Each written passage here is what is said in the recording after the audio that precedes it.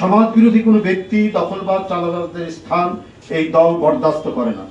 বিএনপির নাম ভাঙিয়ে কেউ অরাজকতা, বিশৃঙ্খলা সৃষ্টি করতে পারে, কিন্তু দল যখনই এই ধরনের কোনো ঘটনা অবহিত হয় তখনই তাদের বিরুদ্ধে সাংগঠনিক ব্যবস্থা গ্রহণ করতে দ্বিধা করেনি।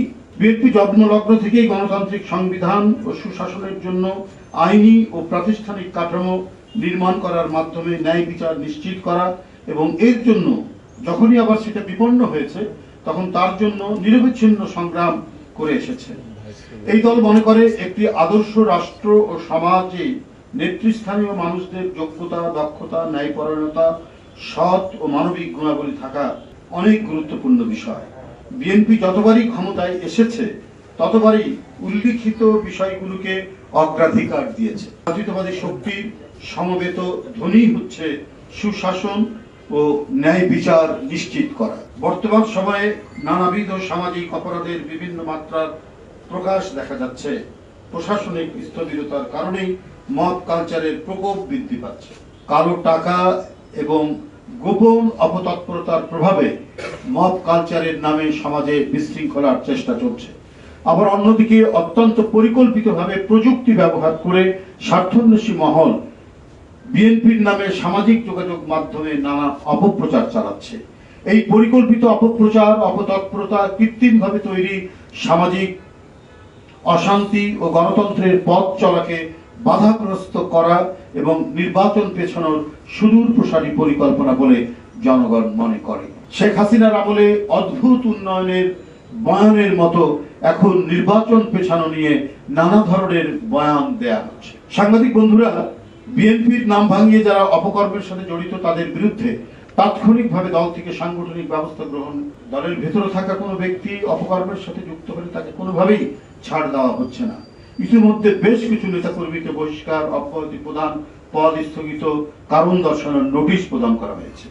আমরা লক্ষ্য করেছি দলের পক্ষ থেকে এহেন চলমান সাংগঠনিক ব্যবস্থার বিষয়ে গণমাধ্যমে খুব একটা উল্লেখ করা হয়নি। উপরন্তু আইন শৃঙ্খলা বাহিনীর ঢিলে ঢালার ভূমিকা রহস্যজনক। দলের পক্ষ থেকে বারবার অপরাধী ও বিশৃঙ্খলাকারীদের বিরুদ্ধে আইনি ব্যবস্থা গ্রহণের জন্য বলা হলেও প্রশাসন নির্বিকার থাকছে।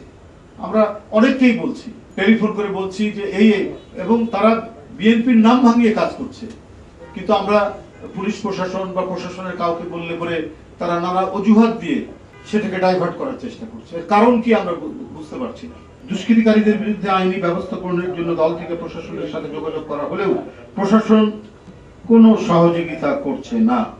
অন্তর্বর্তীকালীন সরকার ক্ষমতাসীন হওয়ার পর থেকে এখন পর্যন্ত পুলিশ প্রশাসন খুব একটা সক্রিয় হয়নি, বরং কোনো কোনো ক্ষেত্রে কেউ কেউ উদ্দেশ্য প্রণোদিতভাবে কল কাঠি নাড়ছেন বলে স্পষ্টত প্রতীয়মান হয়। এরকম পরিস্থিতি চলতে থাকলে সমাজ, সংস্কৃতি, সভ্য আচরণ বিপন্ন হয়ে পড়বে। আওয়ামী আমলের কালো টাকা ও তাদের দোসরদের আন্ডারগ্রাউন্ড তৎপরতার কারণে দুষ্কৃতিকারীরা আশকারা পাচ্ছে এবং সমাজে নৈরাজ্য তৈরির সম্ভাবনা সৃষ্টির আলামত দেখা যাচ্ছে। এখন কেন এটা তো আমরা দেখেছি মুজিব কোড পরে এসপি কে বক্তৃতা করতে আওয়ামী লীগের আমলে, তো এখন কেন সেই অবস্থা? আরেকটি ভিন্ন একটি সংগঠন, এটা তো সম্পূর্ণরূপে চাকরি বিধির পরিপন্থী। এখন তো আইনের শাসন মানে যারা আইন প্রয়োগকারী সংস্থা, যারা প্রশাসনিক ব্যক্তি, তারা নিরপেক্ষ আচরণ করবে, তারা যথার্থ আচরণ করবে, যাতে সমাজের কোনো মানুষ আইনের আশ্রয় নিতে গিয়ে বঞ্চিত না হয়, রাজনৈতিক কারণে সে যাতে কোনোভাবেই বঞ্চিত না হয়। সেটাই তো হচ্ছে আইনের শাসন। সেটা না নিয়ে ইউনিফর্ম পরা পুলিশ যদি একটি রাজনৈতিক দলের কর্মী সবাই বক্তৃতা করে, এটা তো বিপজ্জনক। এটাই তো নৈরাজ্য ধেয়ে আসার সম্ভাবনা রয়েছে। আপনাদের সকলকে ধন্যবাদ জানাচ্ছি। এই হচ্ছে আপনাদের আজকের মূল বক্তব্য।